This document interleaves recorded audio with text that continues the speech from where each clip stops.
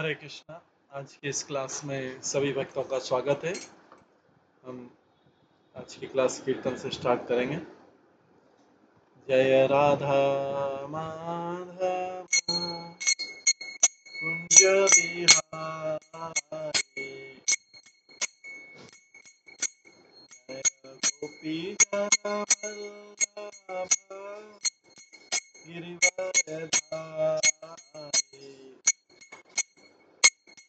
यशोदानंदन व्रज जननंदन, यमुनातीरावनचारी,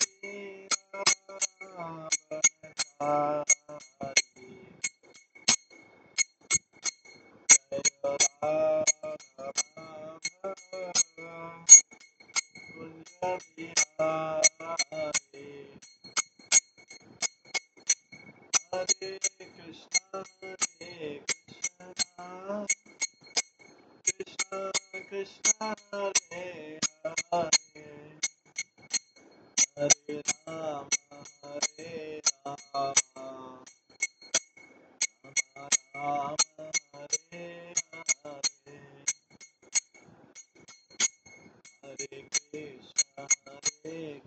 कृष्णा कृष्णा कृष्णा हरे हरे, हरे राम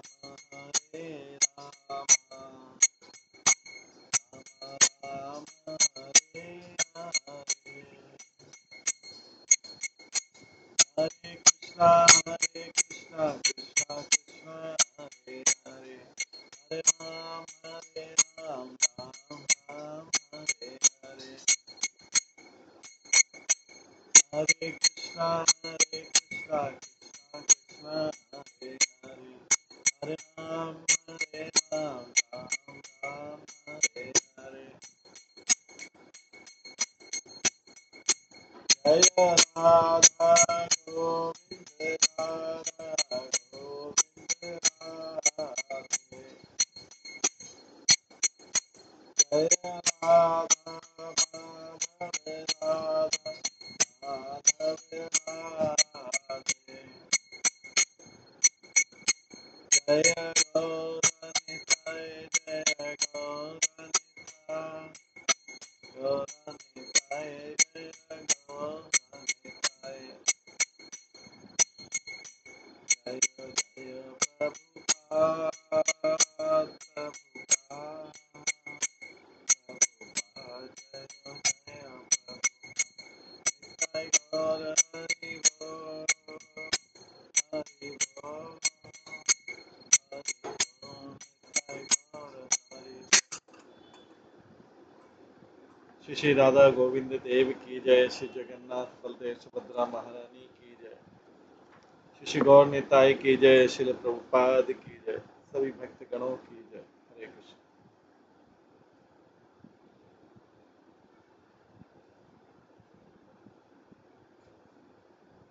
कल हम श्रवण कर रहे थे किस प्रकार से श्रील ऐसी भक्ति वेदांत स्वामी प्रभुपाद अभय चरणारविंद अपनी पुस्तक के लिए, Back to Godhead magazine के लिए संघर्ष कर रहे थे। उनके पास धन नहीं था कि वो पेपर खरीद सकें और जिससे प्रिंटिंग कर सकें। प्रिंटिंग पेपर जो पेपर प्रिंट करता है वो भी उन्होंने भी कुछ सहायता की। इसके पश्चात प्रभुपाद लिखते हैं कि भारत में उस समय बड़े बड़े लोग विजिट कर रहे थे।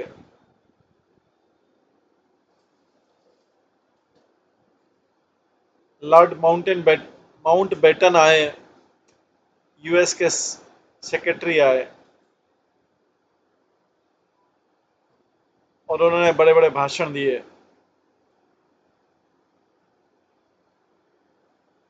प्रभुपाद ने उसी समय अपना एक 1956 में अपना एक और इशू निकाला, एक और back to Godhead magazine Bhagavat Darshan पत्रिका का संपादन किया। उसमें मुख्य टाइटल था as a matter of principle, सबको बोल रहे थे भगवत दर्शन बुक पढ़िए और आपका जो आपके अंदर जो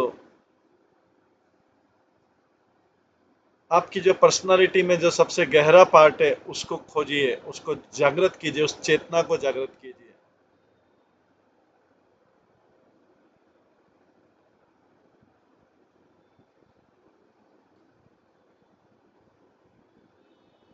इसमें इसमें जो संदेश है वे मुक्त पुरुषों द्वारा लिखा गया है।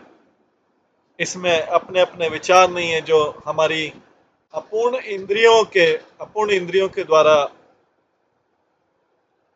बनाए गए विचार नहीं है। इस मैगजीन में, इस पत्रिका में मुक्त पुरुषों द्वारा लिखे गए संदेश हैं। हम केवल हेल्प कर रहे हैं उन पुरुष और स्त्रियों को, उसी को वास्तविक जीवन को सरल भाषा में समझिए। इस पत्रिका के द्वारा हर जिम्मेदार व्यक्ति, स्त्री और पुरुष को इसको भगवत दर्शन पत्रिका को रेगुलरली पढ़ना चाहिए। इसका कीमत है 2 रुपए या 4 रुपए एक साल का, या महीने का लेना तो 3 रुपए महीना। इसको उपेक्षा मत कीजिए, ये आपके रुचि के लिए, ये मानव समाज का विशेष हैप्पी सोसाइटी क्रिएट करेगा।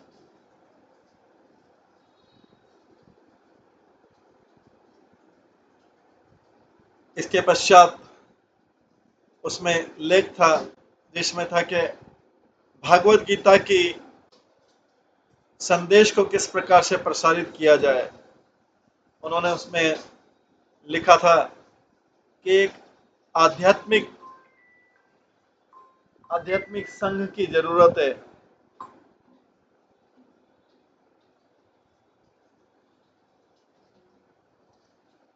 एक आध्यात्मिक संघ की जरूरत है। एक मॉडल मॉडल समुदाय की जरूरत है, जिसका नाम उन्होंने गीता नगरी दिया। वो स्थान, वो गांव जहां पर भागवत गीता बोली जाती है, वो लोग वहां पर भगवत गीता के अकॉर्डिंग रहेंगे, उनके अनुसार रहेंगे, और पूरे विश्व को वहां से भगवत गीता का मैसेज करेंगे। महात्मा गांधी की प्रशंसा करते हुए, महात्मा गांधी के अंदर जो वैष्णव क्वालिटीज की प्रशंसा करते हुए अभय अभय ने बताया कि आप महात्मा गांधी की भी ऐसी धारणा थी गीता नगरी बनाने की। यही एक तरीका है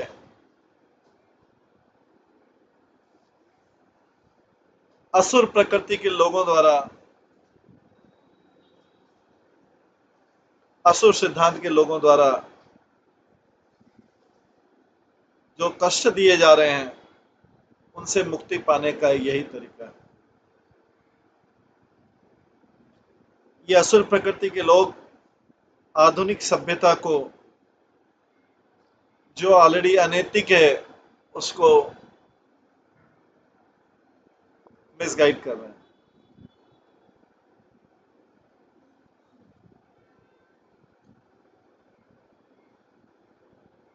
वो इसकी गणना कर रहे थे कि किस प्रकार से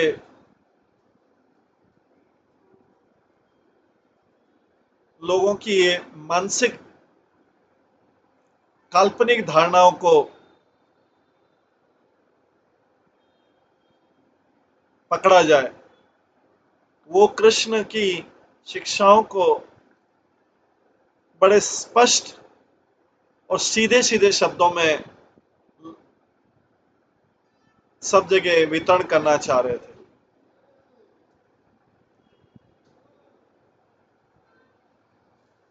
उन्होंने अनुभव किया कि जो अच्छे आर्ग्यूमेंट है, अच्छे तर्क हैं, अच्छा तर्क है, और जो प्रामाणिक शास्त्र से है, वो सब बुद्धिमान लोगों को आकर्षित करेगा। बुद्धिमान लोगों को, जो निष्पक्ष लोग हैं, जो शिक्षित लोग हैं, या ऐसे भी लोग को आकर्षित करेगा जो रुचि नहीं रखते, उनको भी आकर्षित करेगा। अगर भगवान का संदेश सीधा सीधा हो, स्पष्ट हो। वो जानते थे कि किसी तरीके से उनको अपना गंभीरता को त्यागे बिना और सारांश को त्यागे बिना गीता के लोगों का रुचि अपनी तरफ आकर्षित करना चाह रहे थे वो, जिससे लोग उनकी बातों को पढ़ें, सुने।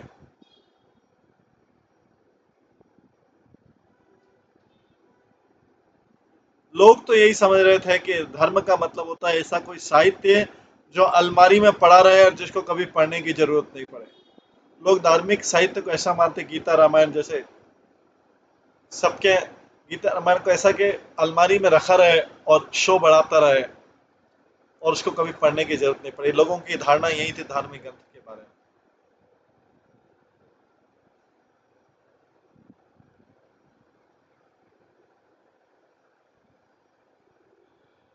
वो धार्मिक ग्रंथ को कभी वो समझ नहीं पाए और कभी उस पर विश्वास नहीं कर पाए। वो उसको एक पत्रिका के रूप में, न्यूज़पेपर के रूप में लाए, भगवत दर्शन के रूप में। हालांकि वो पत्रिका के रूप में लाए, लेकिन ऐसा ही उतना ही अच्छा था जितना शास्त्र होता है। प्रभुपाद ने ऐसा प्रयास किया उसको। ये अलमारी में रखने वाले साहित्य नहीं है।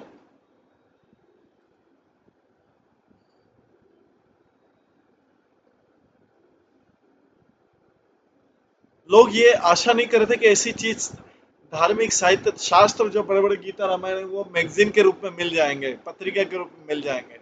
किसी ने ऐसा सोचा नहीं था कि ये शास्त्र हो सकता है क्या। क्योंकि शास्त्र तो लोग होते हैं कि बड़े बड़े शास्त्र अलमारी में रखे रहे और साल में एक बार उसको पूजा करने के लिए बाहर निकाला जाए।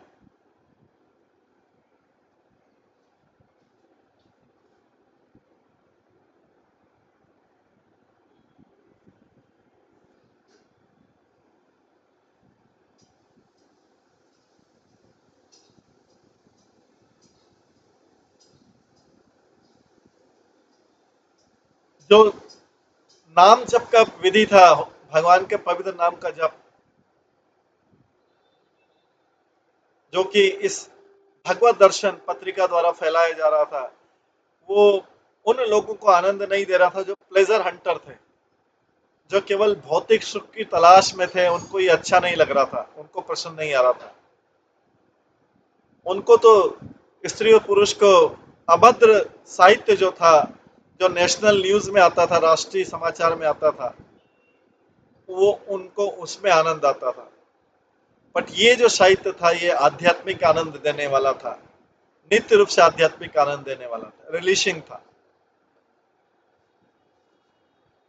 भगवत दर्शन पत्रिका बेचने के, सेल करने के साथ साथ टी स्टॉल पे प्रभुपाद सेल कर, टी स्टॉल पे चाय की दुकान पे करते थे और डोनर्स को कॉपी देते थे।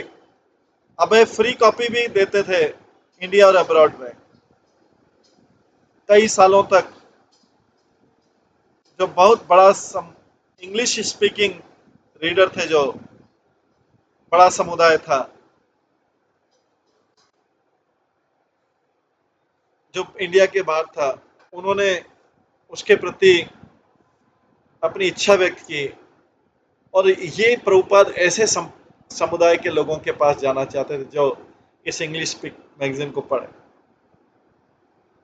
उन्होंने अलग अलग लाइब्रेरियों का एड्रेस इकट्ठा किया, यूनिवर्सिटी का एड्रेस इकट्ठा किया, सांस्कृतिक और गवर्नमेंट आउटलेट्स के इकट्ठे किया आउटसाइड इंडिया। उन्होंने उतनी भगवत दर्शन मैगजीन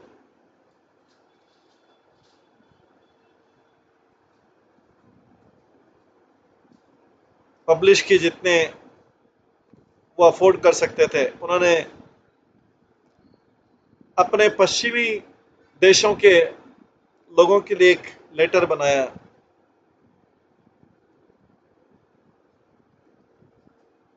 और उनको सलाह दी कि वो इसके ऊपर ज्यादा ध्यान दें बजाय उनके स्वयं के देशवासियों के। भारत वालों से उनको ज्यादा आशा नहीं थी।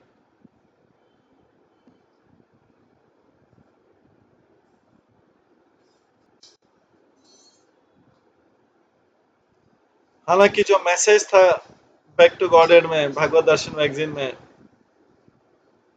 वो सारे प्राचीन ऋषि मुनियों द्वारा दिया गया था, जिन्होंने परम सत्य का साक्षात्कार कर लिया था। लेकिन आधुनिक सभ्यता में जो जो लीडर हैं, तथाकथित लीडर हैं, वो पश्चिमी सभ्यता से बहुत ज्यादा प्रभावित है गए हैं और सोच रहे हैं भौतिक प्रगति का ज्ञान, उससे ज्यादा आकर्षित थे लोग। वे उसकी जो भारतीय ज्ञान था, जो भक्ति था, उसकी उपेक्षा कर रहे थे। जो बड़े बड़े ऋषि मुनियों ने जो ज्ञान दिया हुआ था, उसकी उपेक्षा की जा रही थी। लोग पश्चिमी सभ्यताओं की, भौतिक सभ्यता की कॉपी करने में लगे हुए थे। प्रभुपाद उनको पश्चिमी देशों के लोगों को लिखते हैं कि आप जेंटलमैन जो है वे पश्चिमी देशों के, आपने तो भौतिक प्रगति बहुत ज्यादा देखी है, लेकिन फिर भी आपको आपको अनुभव हो गया है कि शांति, पीस जो फिर भी आपके नियंत्रण में नहीं। आप तो भौतिक सभ्यता में भारतीयों से बहुत आगे हैं।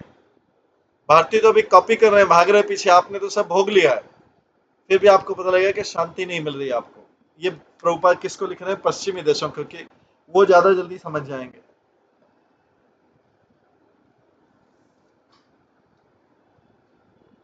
इन बहुत सारे केसेस में आपको शांति की तलाश होगी, आपके पास भौतिक रूप से बहुत कुछ है। ये जो भौतिकता का बेसिक त्रुटि है, डिफेक्ट है, ये भारत के जो भटके हुए नेता हैं उनको पता नहीं है। जैसे किसी व्यक्ति कोई सड़क पे जा रहा है, उसने आगे देखा कि इस रोड पे गड्ढे हैं, कहीं गिर सकते हैं, इसलिए वो दूसरे रास्ते पे चला जाएगा। लेकिन भारत के लोग ऐसे हैं कि वो जो गड्ढे वाला रास्ता है वो मना करेंगे तो भी, तो पश्चिमी सभ्यताओं ने वो गड्ढे वाले रास्ते देख लिए थे ऑलरेडी, इसलिए प्रभुपाद उनको समझाने में ज्यादा सफल हो रहे थे। बजाय कि देशवासी देशवासी को बोलना था, नहीं वो गोरा आदमी उस रोड पे क्यों जा रहा है, मैं भी उस रोड पे जाऊंगा।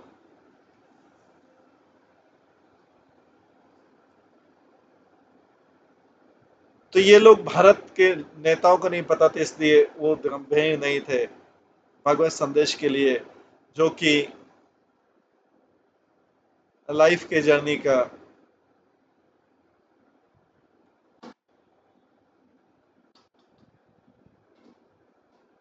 अल्टीमेट एम है। घर अपने देश में अभय ने अपने लेटेस्ट इशू की भगवत दर्शन कॉपी जो है प्रेसिडेंट ऑफ इंडिया को भेजी, डॉक्टर राजेंद्र प्रसाद को, और बोला कि उसमें वार्न किया कि जो ये भाग्य है, ये सोसाइटी का भाग्य, जो पश्चिमी देशों की नकलबारी, पूरे भारतीय सोसाइटी का भाग्य जो है, इसका अच्छा भाग्य नहीं है। और ये सोसाइटी असुरों द्वारा चलाई जा रही है, सारा देश असुरों द्वारा चलाया जा रहा है, इसलिए उनको इस महान पतन से उनको बचाइए। अभय का लेटर जो 21 नवंबर का था, बहुत स्पष्ट बोला गया था। अभय बोलते हैं मेरे पास सूत्र है, मेरे पास एक फार्मूला है, वापिस भगवत धाम जाने का फार्मूला है मेरे पास में। अभय ने उस लेटर में लिखा, मैं अपना इस भौतिक शरीर के, जो मेरा अभी वो भौतिक शरीर है, इसको छोड़ने के बाद भगवत धाम कैसे जाना है, मेरे पास एक सूत्र है, उसका फार्मूला है। और मैं अपने साथ में, मेरे साथ जो स्त्री पुरुष देश के, उनको भी ले जाना चाहता हूँ। मैंने अपना एक मैगजीन स्टार्ट किया, पत्रिका शुरू किया है, भगवत दर्शन। इसको इधर जाने का ये मेरा प्रयास है। मुझे कोई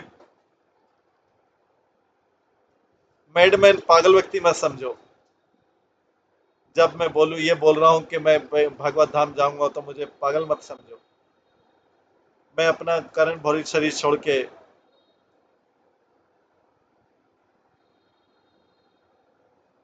इसी मेरे संभव है, बिल्कुल संभव है मेरे लिए, और हम सबके लिए संभव है कि हम जाएं।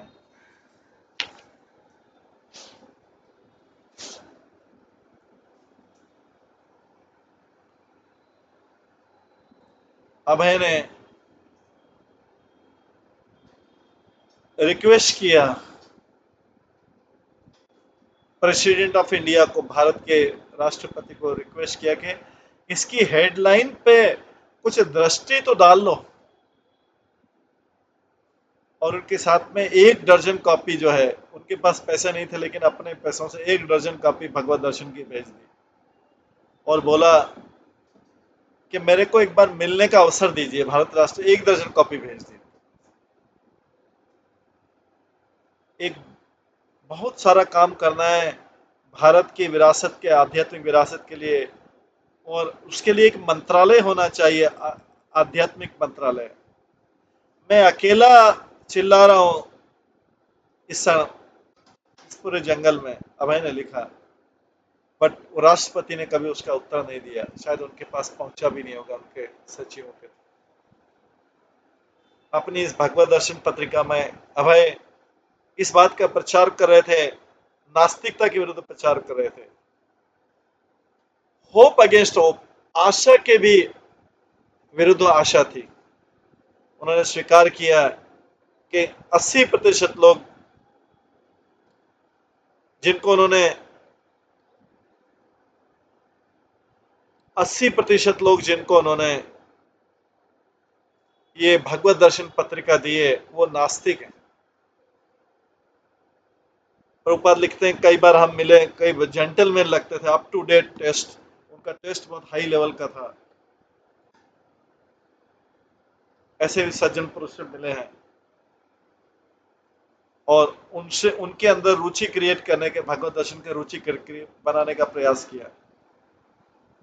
वो बड़े अप टू डेट टेस्ट वाले थे, उनको नई नई चीजें चाहिए थी। वो बोलते हैं, उनका उत्तर होता है, बड़े फ्रैंकली बोलते थे कि हमको ऐसा धार्मिक विषयों में कोई रुचि नहीं है।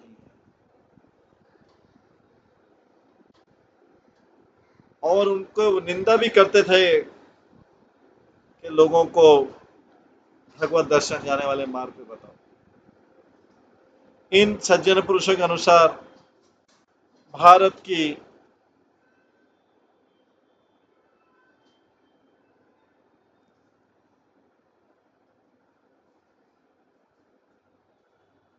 आर्थिक स्थिति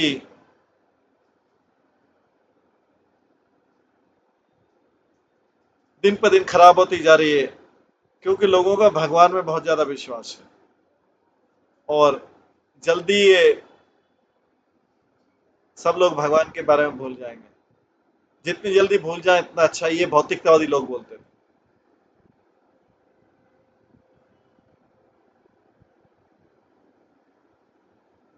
प्रभुपाद लिखते हैं कि हम ऐसे लोगों से कभी सहमत नहीं हो सकते, नास्तिक लोगों से, और ऐसे अप टू डेट जेंटलमैन जो बोले जाते थे, इनमें भगवान के प्रति जरा भी रुचि नहीं थी। अभय ने तर्क दिया कि हालांकि स्वतंत्र भारत अभी अपने नागरिकों को शिक्षित कर रहा है, किसमें? ईश्वर रहित सभ्यता में, और फिर भी इसकी आर्थिक स्थिति नहीं सुधर रही है। कई भारतीयों के पास तो जीवन की वास्तविक उपयोगिता नहीं है। उन्होंने बताया उस समय 1,20,000 लोग दिल्ली में, खाली दिल्ली में बेरोजगार थे उस समय।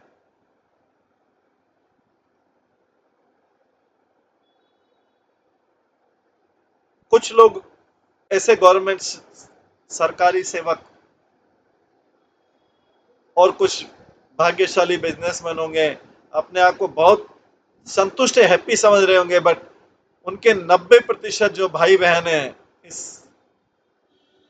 भारत में, वो जानते नहीं है कि किस प्रकार से गरीबी से बाहर निकला जाए।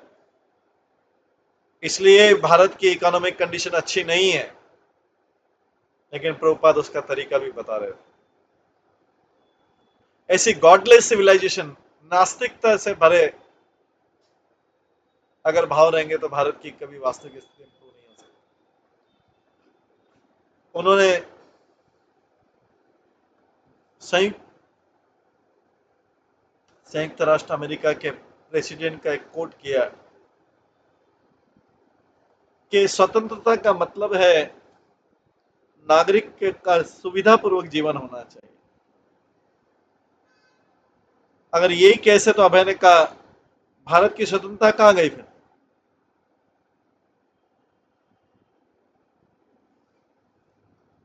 उनका पॉइंट था कि सारे जो प्रयास थे हैप्पीनेस के और प्रॉस्पेरिटी के, वो नियमों के विरुद्ध है, जब तक कि इसमें भगवान की प्रोप्राइटरशिप, भगवान की ऑनरशिप, भगवान की मालिकाना हक स्वीकार नहीं किया जाता। एक नास्तिक सभ्यता कभी भी शांति नहीं आ सकती।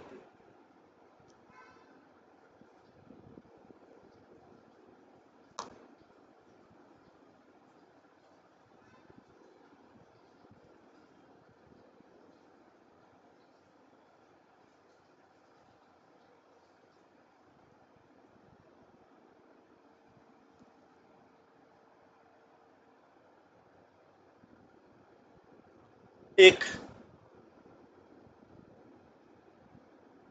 विकसित होने वाली, ये एक जो है आर्थिक स्थिति इंप्रूव करना, ये एक ऐसी महत्वाकांक्षा जो विकसित हो रही है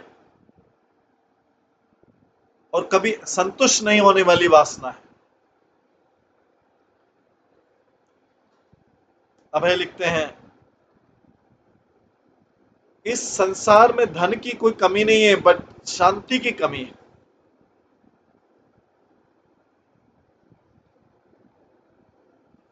इस संसार में धन की कोई कमी नहीं, बस शांति की कमी है। सारा जो मानव शक्ति है, सब लोग मनी मेकिंग बिजनेस में, धन कमाने में लगे हुए हैं। सारी एनर्जी तो उधर जा रही है धन कमाने में।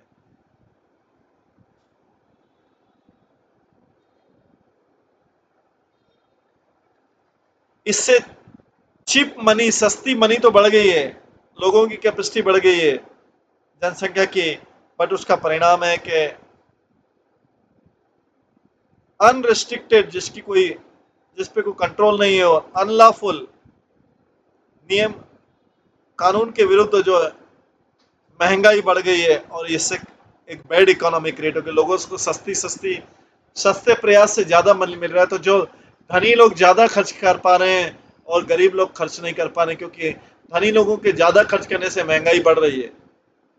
उनके पास धन ज्यादा है तो चीजें कम है, तो वो मुंह मांगा रेट दे रहे हैं, और उसके कारण गरीब लोगों को तो गरीब बढ़ रही है। अगर धनी लोगों के पास ज्यादा धन होगा तो गरीब लोग और गरीब होते जाएंगे। ये प्रभुपाद बोल रहे हैं, ये बैड इकोनॉमी है।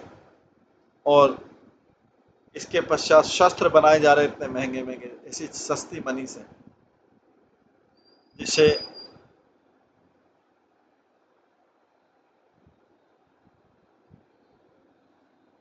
लोग और बिजनेस बढ़ा सके। जो कानून का पालन करने वाले बड़े बड़ा धन बना रहे हैं, जो बड़ा बड़ा धन कमा रहे हैं, वो देश शांति के बजाय अभी इस प्रकार के प्लान बना रहे हैं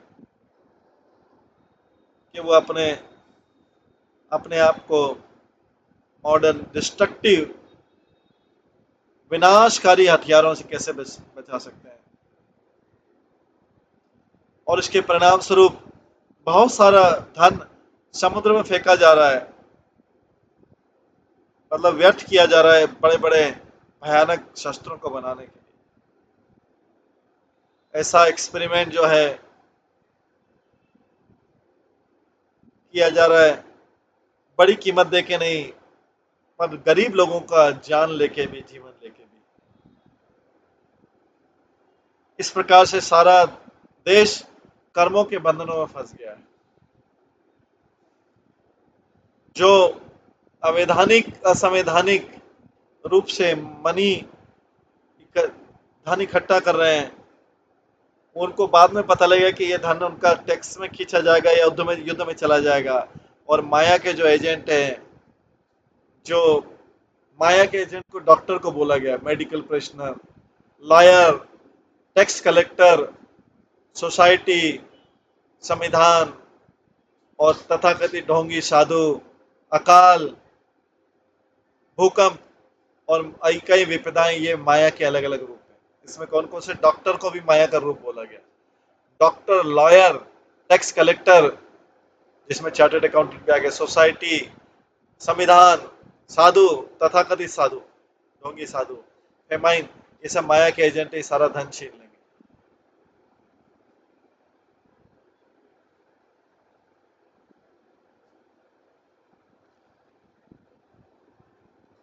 एक कंजूस व्यक्ति जिसको बैक टू गॉडेड मैगजीन का खरीदने में हिचकिचाहट हो रही है, वो 20,000 रुपए एक सप्ताह में खर्च करता है अपने रोगों को ठीक करने के लिए, और अंत में मर जाता है। ये उस समय प्रभुपाद 1956 में लिख रहे हैं।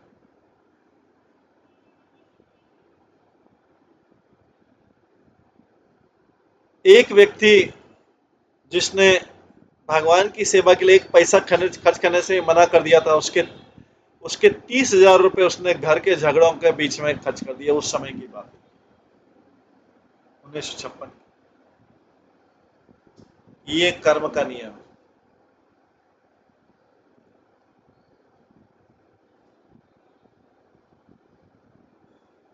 एक व्यक्ति जो वर्कर था Delhi, new Delhi post office में, उसने मैगजीन का टाइटल देखा भगवत दर्शन, और उसने जाके देखा कि प्रभुपाद इसको विदेश में भेज रहे हैं। हालांकि उसका काम था उसको विदेश में भेजने का। वो नास्तिक था, उसने प्रभुपाद से तर्क किया। इसलिए प्रभुपाद बोले, जो पोस्ट मास्टर था वो आर्य समाजी था, और वो मेरे से पेपर के बारे में बोल रहा था ये भगवत दर्शन के लिए। उसने प्रश्न पूछा, अगर हम अपना कर्म अच्छी तरह करें, ये देखिए कर्म का आर्य समाज, हम अपना ड्यूटी अच्छी तरह करें, तो भगवान की पूजा करने की क्या जरूरत है? अगर हम ईमानदार बन जाएं और नैतिकतावादी बन जाएं तो हमें, और हम अगर किसी को ऐसा कुछ नहीं करते जिससे दूसरे को नुकसान पहुंचाए, तो अगर हम इस प्रकार से काम करते हैं तो ये भगवान की क्या जरूरत है? हमारी ऊपर लिखते हैं, हमारी पत्रिका का नाम भगवत दर्शन था, वो इनडायरेक्टली वो उसका विरोध कर रहा था। ये इस प्रकार के भगवान के सिद्धांत को फैलाने से क्या फायदा है? अगर हम बहुत एक्ट नाइसली, ऐसा जैसे वो बहुत एक्ट नाइसली बहुत अच्छी तरह कर रहा। मूर्ख लोग वाद विवाद के लिए बोलते हैं ऐसा, कि अगर हम ऑनेस्टली काम करें, मॉरली काम करें, किसी को नुकसान नहीं पहुंचाए। मूर्ख लोग ऐसा पहुंचाते भी नुकसान, सब कुछ कर रहे हैं, लेकिन बोल रहे हैं अगर हम ऐसा करें तो। ये उस आर्य समाजी का विचार था, किस प्रकार से भगवान को अवॉइड करें। तो मैंने बोला, प्रभुपाद लिखते, मैंने बोला कि अगर व्यक्ति भगवत चेतनामय नहीं है, वो मॉरलिस्ट कैसे हो सकता है, नैतिकतावादी कैसे हो सकता है, वो सत्यवादी कैसे हो सकता है, ऑनेस्ट कैसे हो सकता है? ये हमारा विचार। आप पूरे संसार को इन तीन बातों पे करिए, मॉरलिटी, ऑनेस्टी और ड्यूटीफुलनेस। पर अगर वो भगवत चेतनामय नहीं है, वो ऐसी चीजें कैसे कर सकता है? ये सारी चीजें अच्छी क्वालिटी करने के सोसाइटी में पहले आपको भगवत चेतनामय बनना पड़ेगा।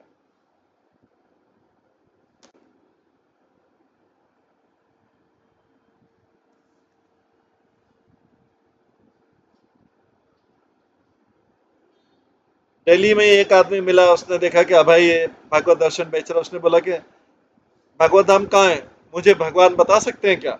जब प्रभुपाद दिल्ली में ये डिस्ट्रीब्यूट कर रहे थे, बोले मुझे भगवान बता सकते हैं कहाँ है भगवत धाम, भगवान कहाँ रहते हैं? अभय ने अभय ने एक्सेप्ट किया चैलेंज को, और उन्होंने उस पर रिप्लाई भी किया।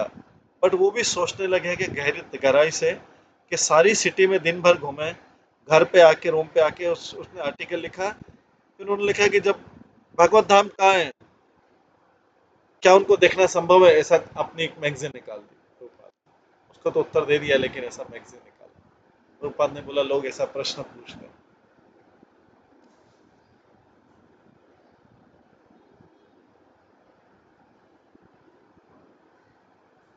दिल्ली के एक सेक्रेटरी बिल्डिंग में खुदा हुआ लिखा था स्टोन पे, कि जो स्वतंत्रता है, आजादी है, लोगों के ऊपर निर्भर नहीं करती, पर इसको कमाया जाता है, इसको भोगने से पहले इसको आजादी को कमाया जाता है।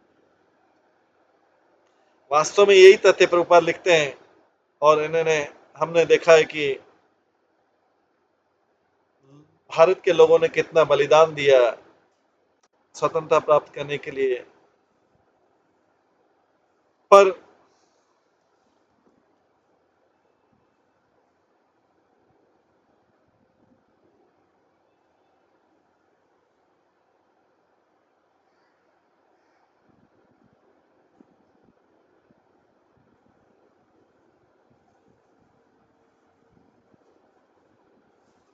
प्रभुपाद सोच रहे थे कि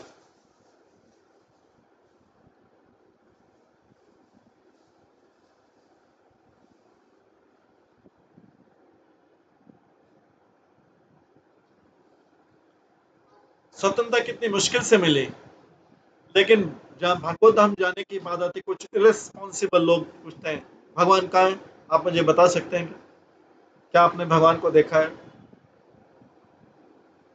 ऐसा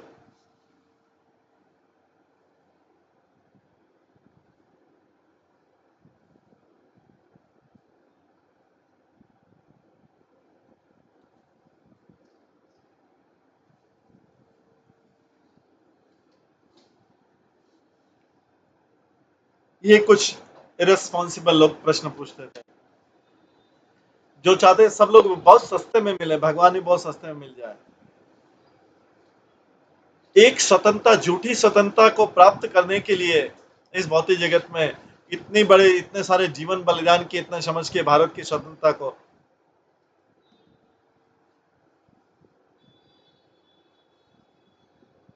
तो क्या ऐसा संभव है कि परम सत्य को इतना चीपली देख लिया जाए?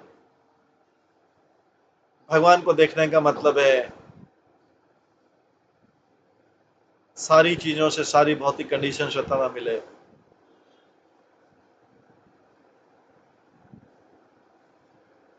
पर क्या भगवत धाम एक अर्दली या सेवक है जो किसी के भी कमांड पे उपस्थित हो जाए? भगवान, नास्तिकतावादी लोग ऐसा डिमांड करते हैं कि जैसे कोई भगवत धाम या भगवान उनके पेट सर्वेंट है, उनके पेट की वो नौकर हैं, और वो सोचते हैं कि भगवत भगवान जो है एक काल्पनिक वस्तु है। नहीं, अगर काल्पनिक वस्तु नहीं तो सामने आ जाते, जब वो डिमांड करते हो सामने आ जाते।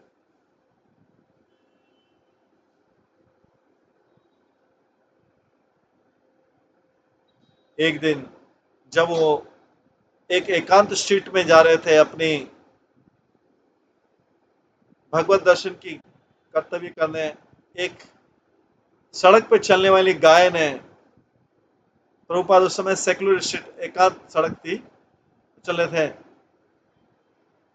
और सड़क पे गाय चल रही थी, स्ट्रे स्ट्रे काउ जो सड़कों पे चलती रहती है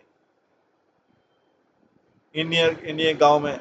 उसने सडनली प्रभुपाद को टक्कर मार दी गाय ने, अपने सींग से उनको, सींग से उनको चुबो दिया और उनको नीचे गिरा दिया। एक बार तो उठ ही नहीं पाए और कोई उनकी सहायता के लिए नहीं आया, क्योंकि एकांत सड़क थी। जब वहां पे कुछ पड़े रहे, वो सोचने लगे ऐसा क्यों हुआ मेरे साथ, मैं तो बैक टू गॉडेड मैगजीन बांटने जा रहा था, गाय ने सींग मारी और नीचे गिरा दिया।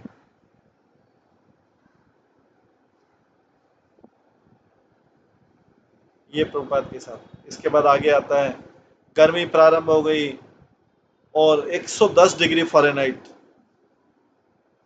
मतलब इसको सेंटीग्रेड में टेम्परेचर बहुत ज़्यादा हो रहा है। 110 डिग्री फ़ारेनहाइट टेम्परेचर में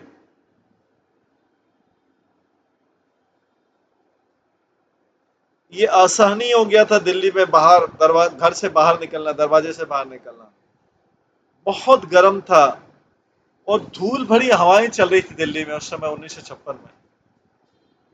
पूरी सिटी स्ट्रीट में धूल और बालू भरे से भरी हुई हवाएं चल रही थी, गर्म हवाएं। जो सड़क पे थे सामान बेचने वाले हॉकर्स थे, उन्होंने भी अपने दुकानें बंद कर ली थी दिन में दिल्ली में। और उसके बाद 112 degree centigrade, degree Fahrenheit, centigrade 112 degree Fahrenheit early May में टेम्परेचर पहुंचा। एक आदमी तो वहीं पे स्ट्रीट पे चलते चलते कोलैप्स हो गया और वहीं पे उसकी मृत्यु हो गई। प्रभुपाद ने देखा, सड़क पे चलते चलते उसको हीट स्ट्रोक से मृत्यु हो गई। पर अभय ने उस हीट की, उस गर्मी की चिंता नहीं की और इस शरीर की जो सीमितता है, ऑर्डिनरी सीमितता है, उसको इग्नोर किया, उसकी उपेक्षा की।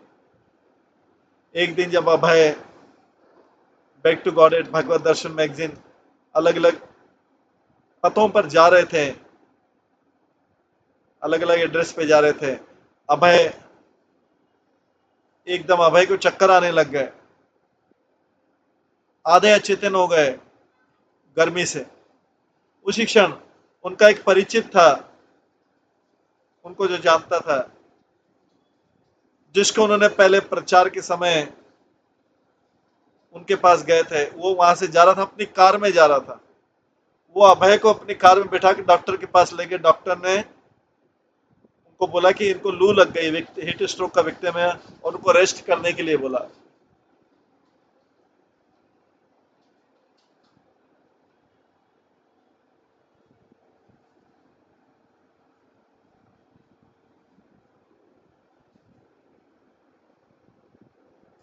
जून 20 को अभय ने 8 लगातार पाक्षिक, मतलब fortnightly, Back to God magazine के एडिशन तैयार किए और फ्रंट पेज में लिखा, भौतिकतावादी पारिवारिक जीवन की निंदा की और झूठा त्याग की भी निंदा की। ये 2 साल हो गए हैं लगातार, जब उन्होंने अपना घर छोड़ दिया था और वानप्रस्थ ऑर्डर में थे।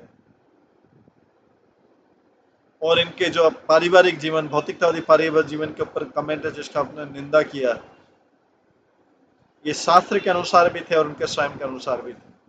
उन्होंने प्रहलाद महाराज का स्टेटमेंट कोट किया श्रीमद् भागवतम, जिसमें लिखा है,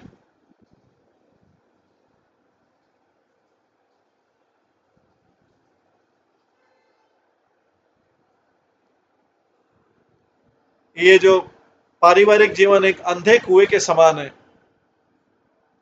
इसमें व्यक्ति हमेशा डिस्टर्ब रहता है मन से, और जो पारिवारिक जीवन की चिंता है उसको इसे छोड़ देना चाहिए, क्योंकि व्यक्ति इसमें सब अपने आप को मार रहा है और उस भगवान की शरण लेनी चाहिए जंगल में प्रवेश करके। ये प्रहलाद महाराज के श्लोक अंधकूपोय। और प्रभुपाद ने स्वीकार किया, परिवार का प्रबंध करना एक राज्य के प्रबंध करने से ज्यादा कठिन है। प्रभुपाद ने स्वीकार किया, the management of family is more difficult than that of an empire. राज्य शासन को चलाना इजी है बजाय के परिवार के प्रबंध करने के। पर अगर कोई व्यक्ति जंगल में जाता है बिना किसी रियल, अगर उसके अंदर वैराग्य नहीं है, तो उसको फल्गु वैराग्य या बंदर वानर वैराग्य बोलते हैं। उसका उद्देश्य होना चाहिए, जंगल में कई मंकी रहते हैं, कई बंदर रहते हैं, वो निर्वस्त्र रहते हैं, केवल फल पे रहते हैं, और लेकिन अपने साथ में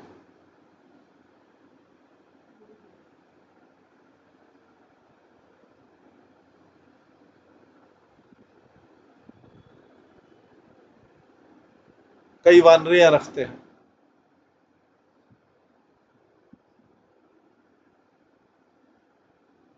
वास्तविक जो रेमेडी है,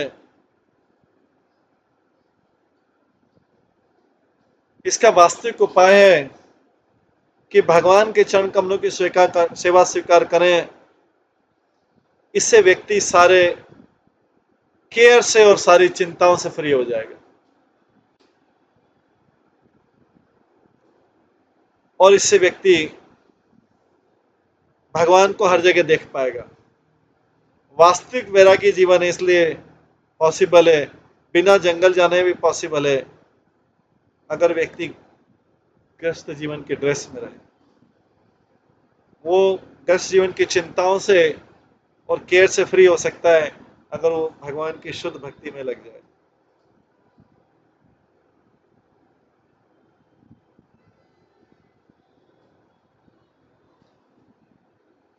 सितंबर 1 यूएस प्रेसिडेंट आइजनहोवर ने सोवियत यूनियन की निंदा की कि उसने गुप्त रूप से न्यूक्लियर बम टेस्ट कर लिया जिसकी क्षमता थी 1 million ton of TNT powder, और इस पे नाराजगी जाहिर की। सोवियत यूनियन बोलता है शांति की।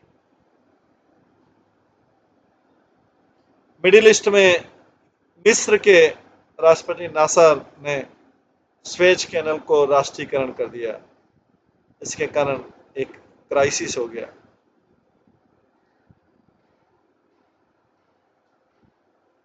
सितंबर 20 को 81 देशों ने साइन किया संयुक्त राष्ट्र संघ में एक न्यू इंटरनेशनल एजेंसी को, जिससे परमाणु हथियारों को शांतिपूर्वक यूज किया जाए। अब मैंने देखा कुछ हेडलाइन देखी जेंटलमैन से जिनके पास वो जाते थे, उन्होंने फ्रैंकली बोला कि बिना कृष्ण भावनामृत के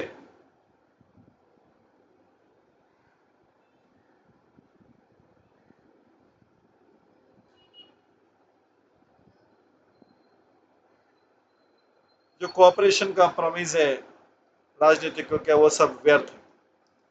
भक्ति सरस्वती ने कहा था अगर एक आत्मा भी शुद्ध भक्त बन जाए तो उनका मिशन सक्सेसफुल हो जाएगा। कई बार अभय ने सोचा इस भी चीज से अभिभूत हो जाते थे, जबकि अभय सोचते थे मैं कितना स्मॉल हूं, कितना छोटा हूं, कृष्ण भावना के लिए कितना काम करना है, कितना कठिन है। एक बद्ध जीव को भी शुद्ध बनाना कितना कठिन है।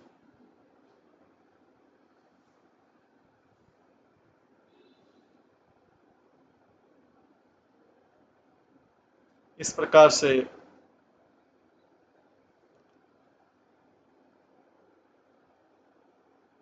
प्रभुपाद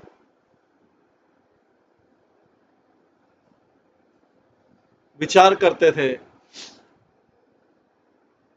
इसलिए अध्याय का नाम है नई दिल्ली जंगल में अकेला व्यक्ति रो रहा है। इसका अध्याय का नाम है crying alone in wilderness. Delhi में प्रभुपाद प्रयास करते जा रहे थे।